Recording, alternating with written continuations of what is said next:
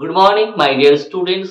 আজ পড়াবো গ্যাসের গতীয় তত্ত্ব চ্যাপ্টারের একটা টপিকস, সেটা হলো গ্যাসের গতীয় তত্ত্ব থেকে অ্যাভোগাড্রোর সূত্র প্রতিষ্ঠা। তো অ্যাভোগাড্রোর সূত্র প্রতিষ্ঠা করার আগে দুটো রাশিমালা আমাদের একটু জানতে হবে। সেটা হলো গ্যাসের চাপের রাশিমালা আর গ্যাসের মোট শক্তির রাশিমালা। তো গ্যাসের চাপের যে রাশিমালা হয়, তো অনেকগুলো রাশিমালা আছে, তার মধ্যে যেটা আজকে ব্যবহার করা হবে অ্যাভোগাড্রো সূত্র প্রতিষ্ঠার জন্য, সেই রাশিমালাটা দেখাচ্ছি। সেটা হলো গ্যাসের চাপ P equal to 1/3 m n c square. এখানে এম হলো গ্যাসের প্রতিটি যে অণু তার ভর, এন হলো একক আয়তনে অণুর সংখ্যা, আর সি হলো গ্যাস অণুগুলির গড় বর্গবেগের বর্গমূল। দ্যাট মিন্স গ্যাস অণুগুলির আরএমএস বেগ। তাহলে এখানে আমাদের পি গ্যাসের চাপ, স্মল এম হলো প্রতিটি গ্যাস অণুর ভর, স্মল এন একক আয়তনে গ্যাস অণুর সংখ্যা, সি গ্যাস অণুগুলির গড় বর্গবেগের বর্গমূল, যাকে আমরা বলি আরএমএস বেগ, রুট মিন স্কোয়ার ভেলোসিটি। আর গ্যাসের মোট শক্তির যে রাশিমালা সেটা হলো E equal to half of, যদি আমি প্রতিটি গ্যাস অণুর জন্য মোট শক্তি করি তাহলে হবে হাফ প্রতিটি গ্যাস অণুর ভর ইনটু সি স্কোয়ার। এখানে সি আরএমএস বেগ আর ই হচ্ছে প্রতিটি গ্যাস অণুর মোট শক্তি। তো প্রথমেই বলি অ্যাভোগাড্রোর সূত্রটা কি ছিল। অ্যাভোগাড্রোর সূত্র ছিল একই চাপ ও উষ্ণতায় সম আয়তন সকল গ্যাসে সমান সংখ্যক অণু থাকে। কি বললাম? একই চাপ ও উষ্ণতায় সম আয়তন সকল গ্যাসে সমান সংখ্যক অণু থাকে। তাহলে অ্যাভোগাড্রো সূত্র প্রতিষ্ঠার জন্য আমরা দুটো গ্যাসের নমুনা নিয়ে নিলাম, দুটো গ্যাস নিলাম যাদের চাপ, আয়তন, উষ্ণতা যথাক্রমে পি, ভি ও টি।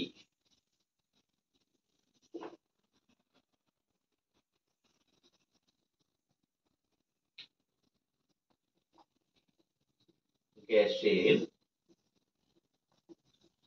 গতীয় তত্ত্ব থেকে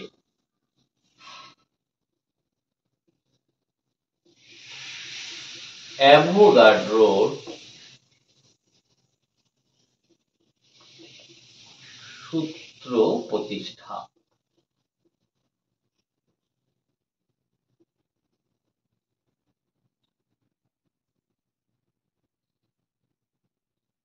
দুটি গ্যাস নেওয়া হলো যাদের চাপ, আয়তন ও উষ্ণতা যথাক্রমে, প্রথমে চাপ নিয়েছি তাই পি, আয়তন ভি, তারপরে উষ্ণতা নিয়েছি তাই টি। তাহলে দুটো গ্যাস নিলাম যাদের চাপ, আয়তন ও উষ্ণতা যথাক্রমে পি, ভি ও টি। উপরটা কেটে যাচ্ছে, ঠিক আছে। প্রথম গ্যাসের ক্ষেত্রে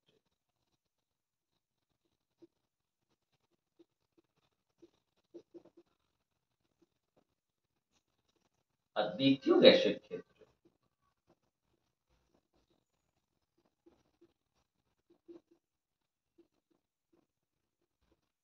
প্রথম গ্যাসের ক্ষেত্রে ধরি প্রতিটি গ্যাস অণুর ভর m1। দ্বিতীয় গ্যাসের ক্ষেত্রে প্রতিটি গ্যাস অণুর ভর এটা ধরলাম m2 একক আয়তনে অণুর সংখ্যা n1 এক্ষেত্রে একক আয়তনে অণুর সংখ্যা ধরে নিলাম n2 গ্যাস অণুগুলির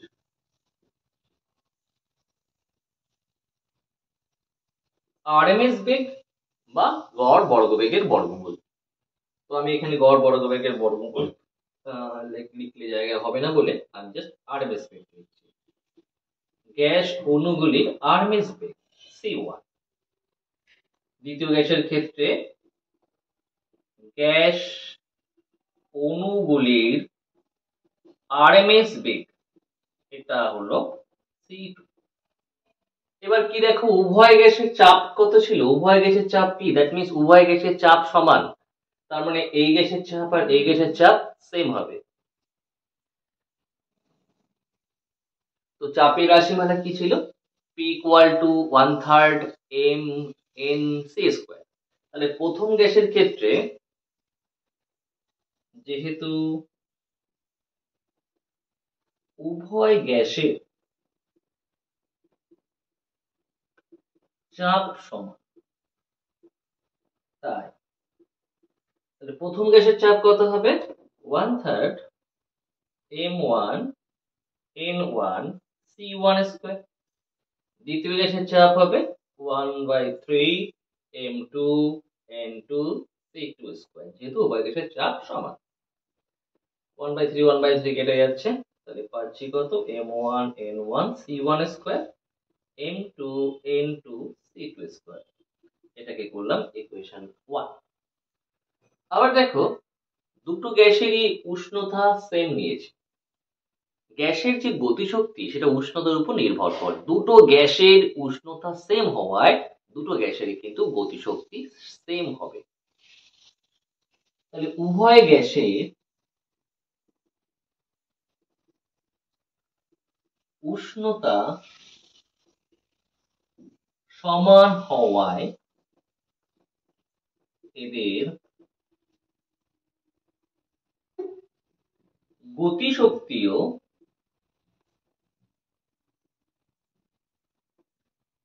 সমান হবে।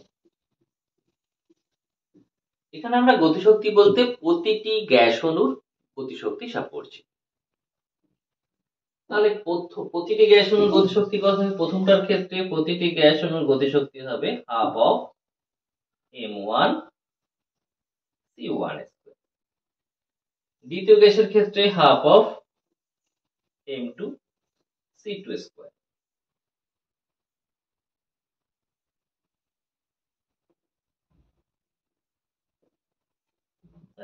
হাফ হাফ কেটে গেল, পাচ্ছি কত? m1 c1 square equal to m2 c2 square. এটাকে করলাম ইকুয়েশন নাম্বার 2। এখন যদি আমরা এই 1 কে 2 দিয়ে ডিভাইড করি তাহলে কি পাবো? দেখো, 1 কে 2 দিয়ে ডিভাইড করছি, তার মানে m1 n1 c1 square by হয়ে যাবে m1 c1 স্কয়ার। তখন কি হবে? m1 m1 কেটে যাবে, c1 স্কয়ার c1 স্কয়ার কেটে যাবে, থাকবে লেফট হ্যান্ড সাইডে শুধু n1। রাইট হ্যান্ড সাইডে m2 n2 c square by যখন m2 c2 স্কয়ার দেব, তখন আবার m2 c2 square m2 c2 square কেটে যাবে, পড়ে থাকবে n2।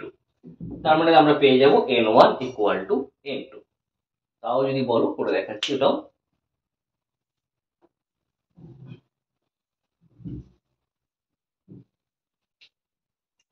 ওয়ান বাই টু করে পাই, ঠিক আছে? m1 n1 c1 square by m1 c1 square. এখানে m2 n2 c2 square by m2 c2 square. m1 m1 কাটা c1 স্কয়ার c1 স্কয়ার, এদিকে m2 m2 c2 square c2 square. তাহলে পেলাম কত? n1 equal to n2। N1 equal to N2 পাওয়া মানেই বুঝে গেলাম যে উভয় গ্যাসের একক আয়তনে অণুর সংখ্যা সমান এসছে, আর সেটাই ছিল আমাদের অ্যাভোগাড্রো সূত্র। কখন এটা সমান এসছে? যখন দুটো গ্যাসেরই আমরা চাপ এবং উষ্ণতা সমান নিয়েছি। অর্থাৎ একই চাপ ও উষ্ণতায় সম আয়তন সকল গ্যাসে সমান সংখ্যক অণু থাকে। ইহাই অ্যাভোগাড্রোর সূত্র।